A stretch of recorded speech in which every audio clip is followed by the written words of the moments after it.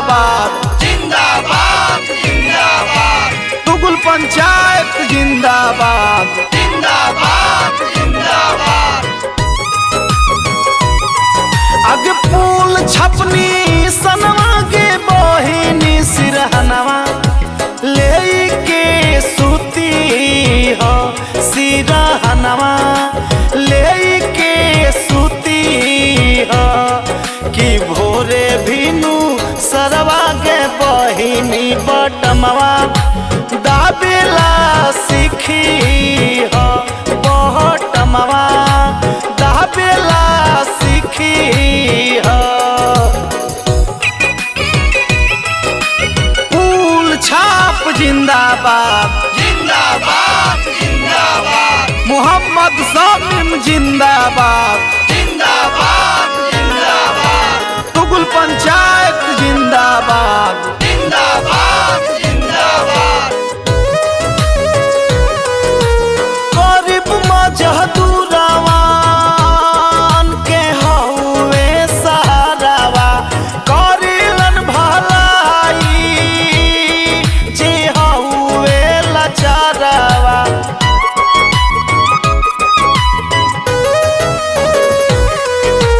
गरीब मजदूरवान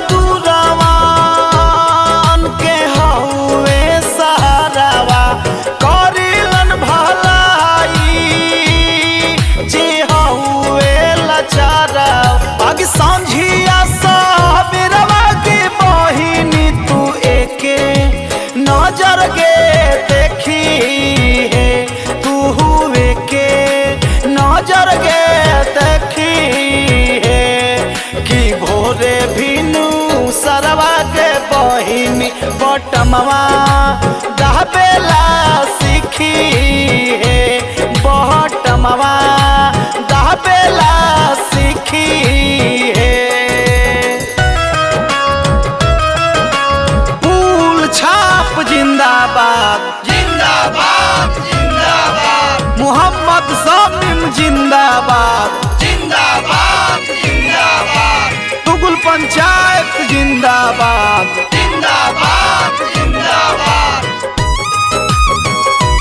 हाँ हाँ मोहम्मद शामीम के अब की न भूलई है अब फूल छपनी सनावा बटम दबाई है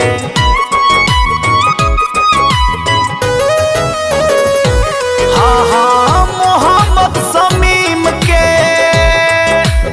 अब की न भूलई है अब फूल छपनी सनावा बटम दबाई है अब पंचायत तुगुल के हाथी भावी उम्मीदवारवा आगे भावी उम्मीदवारवा